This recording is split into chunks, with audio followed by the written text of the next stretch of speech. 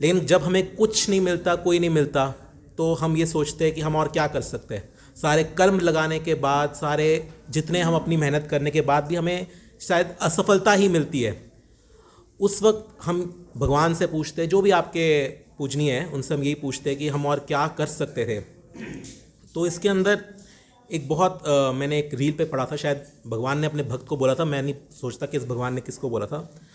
उन्होंने बोला था, तू करता वही है जो तू चाहता है, जो तू करता वही है जो तू चाहता है, होता वही है जो मैं चाहता हूँ। तू कर वही जो मैं चाहता हूँ, फिर होगा वही जो तू चाहता है।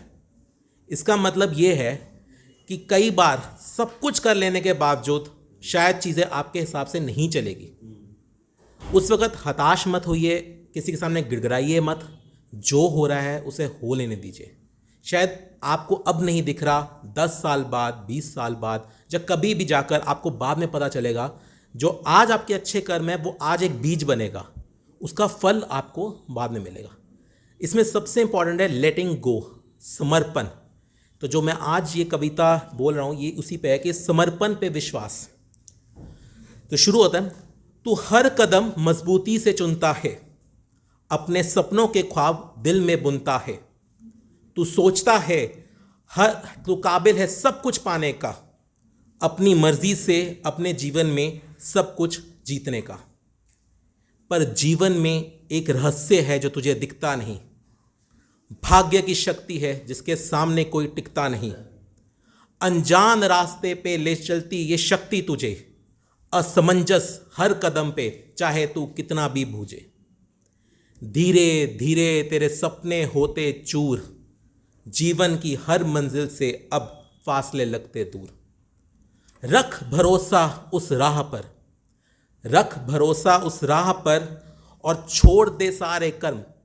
रख भरोसा उस राह पे और छोड़ दे अपनी शान, अपने मन में एक नई रोशनी अर्जित कर। उस आवाज़ पर भरोसा कर, उस आवाज़ पर भरोसा कर और सुनो उसका पैगाम। अपने घमंड को छोड़ के उस परमान को मान। जो तू चाहता है वो रास्ता तेरे सामने आएगा, जो तू चाहता है वो रास्ता तेरे सामने आएगा। जब तू अपने उस शक्ति पर भरोसा कर अपना मन सिर्फ कर्म में लगाएगा। जब तू अपने भाग्य को पूरे मन से मानेगा, जब तू अपने भाग्य को पूरे मन से मानेगा, विश्वास कर उस पे अपनी कर्म की डोर थामेगा। तब होने लगेगा वो जो समझ के परे होगा, तब होने लगेगा वो जो समझ के परे होगा। तुझे वो भी मिल जाएगा जो तूने कभी चाहा ना होगा।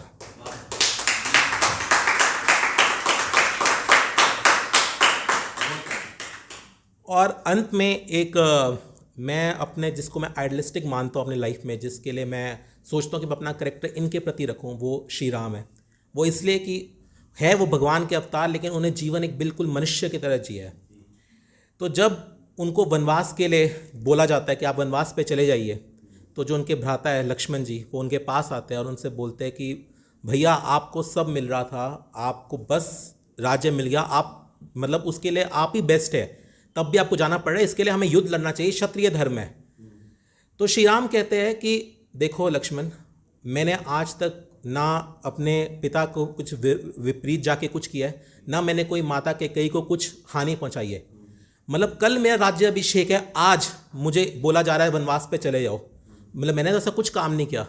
कहता इसका मतलब यही है कि विधि ये नहीं चाहती कि मैं राजा बनूं अभी, और अगर मैं विधि के विपरीत जाऊंगा तो मैं कुछ भी कर लूं, ये सफल नहीं होने वाला। मानव मनुष्य को भविष्य का नहीं पता, ये सिर्फ ऊपर वाले को, डिवाइन को पता है कि हमारे भविष्य में क्या होने वाला है। तो इसलिए जो हो रहा है उसे हो लेने देना चाहिए। आगे जाके हमें पता नहीं कि हमारे हाथों जाके किस शुभ कार्य में हमारा वो होना है, और इसी के लिए उन्हीं का यही रोल था। राम राज्य बाद में आना था, उन्होंने अपने ही जो भक्त थे, जो रावण, जो उनके जय विजय थे, उनके द्वारपाल थे, उन्हीं को मुक्ति दिलवाने के लिए उन्होंने आना था, और इसी तरह वो स्टोरी आगे कंटिन्यू होनी थी। तो इसलिए जब आपके सब कर्म होने पे भी आपके सब नहीं चल रहा, कुछ नहीं आपके साथ चल रहा, अपने ऊपर भरोसा रखिए। जिसकी आपने पूजा करनी करिए, बस अपने ऊपर भरोसा रखिए और आगे बढ़ते रहिए। भगवान आपका बुरा नहीं करेगा। धन्यवाद।